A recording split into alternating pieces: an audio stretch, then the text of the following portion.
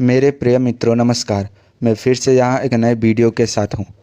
मेरा यह वीडियो खाने की बर्बादी के बारे में होगा, इसलिए यह वीडियो मेरे लिए बहुत ही महत्वपूर्ण और विशेष है।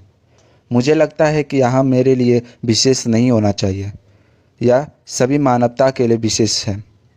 मोटे तौर पर भूख की समस्या एशियाई और अफ्रीकी देशों जैसे भारत, युगांडा आदि में है। इन देशों की सरकारों को भूख की समस्या को नियंत्रण करने के लिए भोजन की बर्बादी पर कानून पारित करना चाहिए। मुझे उम्मीद है कि मेरे दोस्तों आप मेरी वीडियो को गंभीरता से लेंगे, क्योंकि दूसरों को या पड़ोसी जो भूखा है उसकी मदद करना बहुत ही बड़ा गुण होता है। दोस्तों, हमारी भारतीय संस्कृति और अन्न को देवता माना जाता है, इसलिए अन्न को झूठा छोड़ना पाप माना जाता है। आमतौर पर हम अपने घरों में कोशिश करते हैं कि बचे हुए भोजन के रूप में भोजन की बर्बादी कम होनी चाहिए, लेकिन आश्चर्य की बात है कि जब हम किसी शादी या पार्टी में जाते हैं तो हम सब कुछ भूल जाते हैं। शहर की पार्टियां में भोजन की बर्बादी एक आम बात बन गई है। आधुनिकता की आंधी दौर में हम अपना यह संसार भूल गए हैं। यही कारण है कि होटल, रेस्टोरेंट के साथ ही शादी, विवाह जैसे आयोजन में सैकड़ों टन खाना रोज बर्बाद हो रहा है।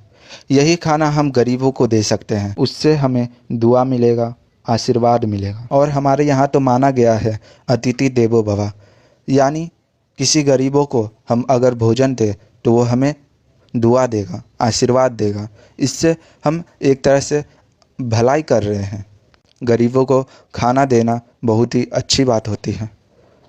जो हम शादी, विवाह और भी बर्थडे पार्टीज़ जैसे कार्यक्रम में हम सैकड़ों टन खाना बर्बाद करते हैं, वही खाना हम अगर गरीबों को दे दो हमें आशीर्वाद मिले। भारत ही नहीं, समूची दुनिया का यही हाल है। एक तरफ अरबों लोग दाने दाने के मोहताज हैं, कुपोषण के शिकार है, वहीं रोज लाखों टन खाना बर्बाद किया जा रहा है। शहरी संस्कृति के बढ़ते प्रभाव के साथ समारोह में व्यंजनों की संख्या को सीमित करने की आवश्यकता है। खाने की बर्बादी रोकने की दिशा में महिलाएं बहुत कुछ कर सकती है। खासकर बच्चों में शुरू से यह आदत डालनी होगी, उतना ही थाली में परोसे जितनी भूख हो। इससे गरीबों को खाना मिलेगा, बर्बादी नहीं होगी। खाना बचेगा तो हम किसी दूसरे को दे सकते हैं, गरीबों को हम खाना खिला सकते हैं। मैं विशेषकर यह भी अनुरोध करना चाहता हूँ, खाना उतना ही बनाएं कितने लोग हो, और खाना उतना ही परोसे कितना उसको भूख लगा हो।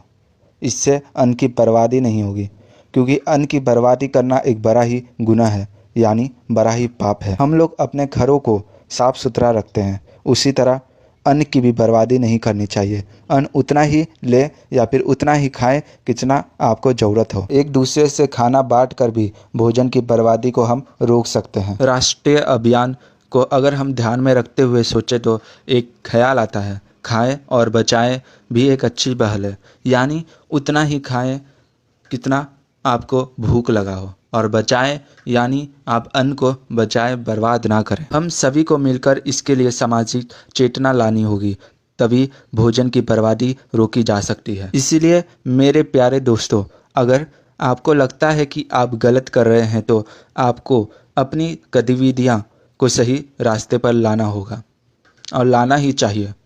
मानव के रूप में यह हमारा नैतिक कर्तव्य है कि हम दूसरे की मदद करें और दूसरे को भूखा ना सोने दें। क्योंकि अगर हम अभी अन्न बचाते हैं, अन्न को संभाल करके रखते हैं, या फिर हम उतना ही अन्न खाते हैं, भोजन खाते हैं कितना हमें ज़रूरत है, इससे आने वाली पीढ़ियां उनको अच्छी मदद मिलेगी। अगर हम अभी ही सब बर्बाद कर देंगे तो आने वाली पीढ़ियां कैसे जिएगी, कैसे जीवित रहेगी, ये भी हमें ध्यान में रखकर चलना होगा। अंततः मैं आप लोगों से यही अनुरोध करना चाहता हूं कि खाना बर्बाद मत करो, भोजन उतना ही खाओ कितना आपको भूख हो। अगर आपके घर में या होटल या रेस्टोरेंट या फिर कोई बर्थडे पार्टी या फिर कोई भी पार्टी हो, उसमें अगर खाना बच जाता है तो कृपया करके ज़रूरतमंद को भोजन दें।